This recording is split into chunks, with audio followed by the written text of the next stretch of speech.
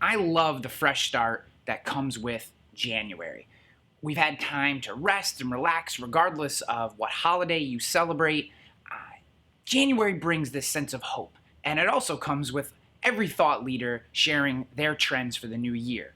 And I've actually waited a week or so to digest many of the trends that I've read and seen, many of the people that I follow and talk to, and many of my peers. I've had many discussions around this, and I've come up with 5 that I think are actually practical. And that's one of the things I like to do with my trends every year, is figure out trends that you can actually implement into your business, not virtual reality. I know someday virtual reality will be a practical trend for your business, something you could actually implement into your brand strategy and distribute throughout your team, and have your salespeople or your branding department or your marketing department out working VR somehow. But I don't necessarily think that because it's possible today, that it's an actual trend that you can implement in your business with any type of real effectiveness. So here are 5 practical trends for your brand to get the message out and reach more of the people that you want to work with in 2016. And I actually wrote them down on a piece of cardboard.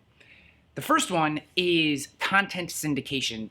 This is fairly straightforward, but creating 10 pieces of content is a lot of work. Create 1 piece of content and find 9 ways to distribute that piece of content out into the various communities in which the people that you work with, your customers, your clients, the audience that you serve, that they actually consume content. People don't want to leave the little ecosystems that they visit every day. If someone's a LinkedIn person, they don't want to leave LinkedIn. If someone's a Facebook person, they don't want to leave there. Same with message boards, same with email, same with Snapchat. Whatever the ecosystem is that your consumer lives in, you need to find a way to get your content into that space. And that might mean creating an audio file, getting it transcribed, turning it into a video, chopping it up into small pieces for LinkedIn, writing maybe more entrepreneurial startup life lesson type version of that content for Medium, and then putting it in a Facebook note, turning it into an infographic, turning it into a SlideShare, and now one idea, one concept has become many, many more. This is an easy and effective way to provide content that's important to your business and to your audience in an easily digestible way that your audience prefers. That's trend number 1. Very, very practical, very easy to do. I've seen this in solopreneurs, small businesses, all the way up into big brands. I think actually big brands are resting too much on their brand identity and not doing this enough. Trend number 2, very, very practical. SEO matters again.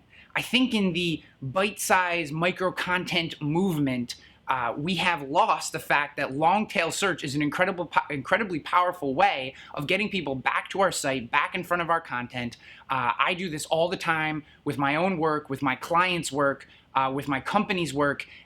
Just going back into your content and making sure that it is properly aligned with the terms, the long-tail search terms that you want your audience to find you for. I read some stat the other day that 40% of a newspaper's content is viewed by less than 1,000 people. And I think a lot of times that's simply because that piece of content wasn't properly search engine optimized, so that in the future when people are going back and looking for that content, it's easy to find. And a lot of times we're too focused on that catchy, witty headline and not focused enough on the long tail search. It doesn't mean every piece of content has to be search engine optimized, but our important pieces of content, the ones that do have long tail evergreen value, need to be optimized for search. And I believe that brands can easily go back to this method and start to really grab long tail search. So that's practical trend number 2. Practical trend number 3, live video. Obviously, everyone's talking about live video, but live video as a way to provide experiences, authentic, transparent experiences, the behind the curtains, the live interview or the live kind of talking head show, I think is good if you're a celebrity, but for brands, I don't think this necessarily works as well.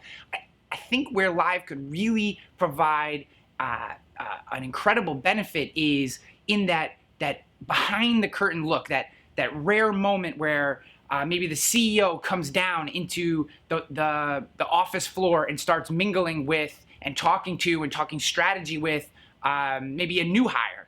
And that could be an incredible moment for your business where you could capture that. And I know that can be staged, but if it can be done in the most kind of transparent, and I'll use the word authentic method possible, I think these can provide really cool and valuable insights into your brand, into what it's all about, into its culture, strategy meetings, things that seem relatively impromptu without giving away the farm. I think that there's a lot there for live.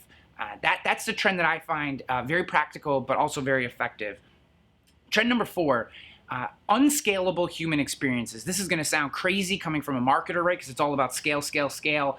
But in 2016, I'm seeing opportunities for people and for companies in particular to dial back and create. Now, you can't do this with every one of your customers, but give them touch points which allow your customers or your clients to feel this moment of complete connection with another human inside your company. It doesn't matter. It doesn't have to be someone at the top. It can be someone towards the bottom of your organization, someone new towards your organization. But it's that moment where I'm not mad at you, right? This isn't a customer service call. This isn't I'm angry about something with your product and I need you to fix it. It's a proactive reach into your customer base and providing someone with an experience as simple as maybe it's a Facebook direct message, maybe it's a phone call, maybe it's a card that didn't come through some automated service. I think there are a lot of these moments, and some brands do it incredibly well, but these small, unscalable human experiences create connections,